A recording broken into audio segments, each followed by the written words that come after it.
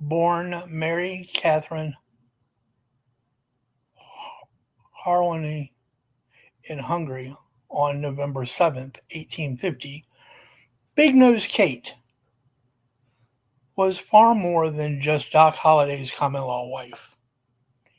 Kate was the daughter of a physician who had been appointed as the personal surgeon of Mexico's Emperor Maximilian in 1862.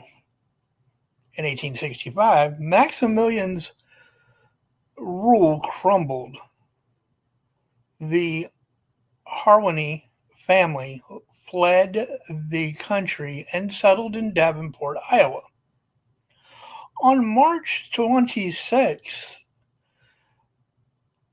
1865, when Kate was just 14 years old, her mother died, and just 2 months later, her father passed away.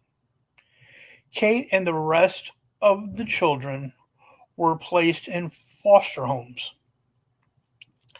Kate married a dentist by the name of Silas Melvin, and the couple had a child. However, both husband and child passed away in the same year. By 1874, Kate was said to have been in Wichita, Kansas, and later she was working in a sporting house owned by Nellie Bessie Earp, the wife of James Earp.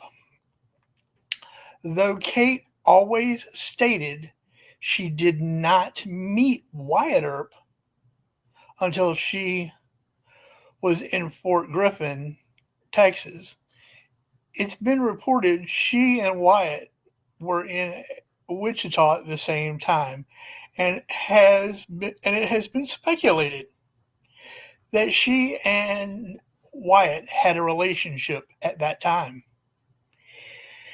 In 1875, she was going by the name Kate Elder and was listed as being in Dodge City, Kansas, working as a dance hall girl.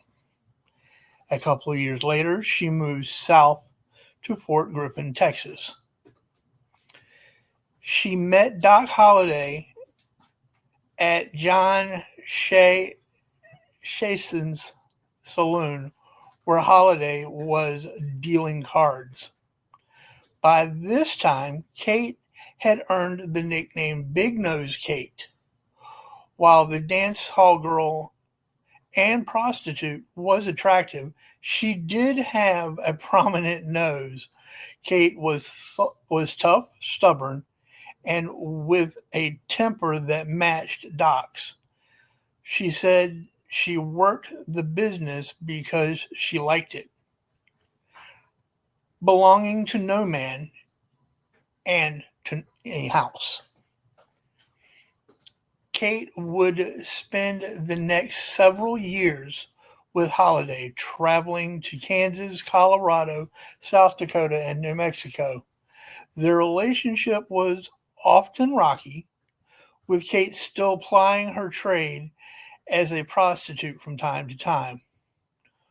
While still in Fort Griffin in 1877, Doc was dealing cards to a local bully by the name of Ed Bailey, who was accustomed to having his way without question. Bailey was unimpressed with Doc's reputation, and in an attempt to irritate him, he kept picking up the discards and looking at them. Looking at the discards was a big time do not touch back in those days during in Western poker. Though Holliday warned Bailey twice, the bully ignored him and picked up the cards again. This time, Doc raked the pot without showing his hand, nor saying a word. Bailey immediately brought out his pistol from under the table, but the man across, but because Doc was faster with a knife, he had sliced Bailey with his blade. Doc's Doc lethally slashed the man across the stomach, with blood spilling everywhere. Bailey laid splayed across the table. Knowing that his actions were in self-defense, Doc did not run, however. He was still arrested and incarcerated in a local hotel. There was no jail at that time. Bully or no, a vigilante group formed to seek revenge on Holiday, knowing that the mob would quickly overtake the local lawman. Big Nose Kate devised a plan to free Holiday from his confines. Seeing fire, setting fire, to an old shed, it began to burn rapidly, threatening to engulf the entire town. As everyone else was involved with fighting the fire, she confronted the officer guarding Holiday with a pistol in each hand, disarmed the guard, and the two escaped. Hiding out during the night, they headed to Dodge City, Kansas on stolen horses the next morning. They registered at Deacon Cox's boarding house as Dr. and Mrs. J. H. Holiday.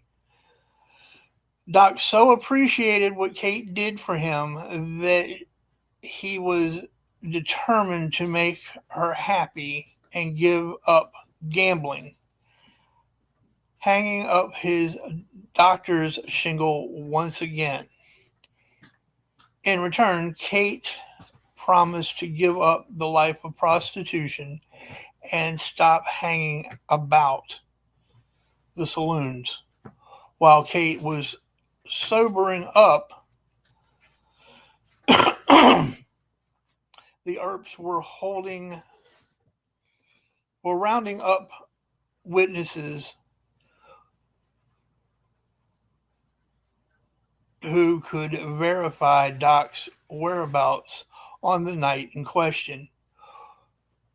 When Kate realized what she had done, she refuted her statement and the charges were thrown out. But for Doc, this was the last straw for Kate. He gave her money and put her on a coach out of town. In 1888, Kate married a blacksmith by the name of George M. Cummings, and the two moved to Bisbee, Arizona, only a few miles from Tombstone. They also lived for a time in Pierce, Arizona. In 1889, Kate left her husband and moved to a tiny railroad town of Cochise, Arizona, at the junction of Arizona East and Southern Pacific Railroads. John J. Roth hired Kate to work in his Cochise hotel in 1889. Although the customers never knew her true identity, she left the Cochise hotel in the summer of 1900 and moved in with a man named Howard from the mining town of Dos Cabas. She lived with Howard until his death in 1930, inheriting his property. In 1931, she wrote to the governor of Arizona, George W. P. Hunt, requesting admission to the Arizona Pioneer House. Being foreign born, she was not eligible for admission, but claiming she had been born in Davenport, Iowa, she was accepted to the home. Kate stayed at the Pioneer home until her death on November the 2nd, 1940. She was just 5 days from her 90th birthday. And that, my good people, is the story of Big Nose Kate in a nutshell.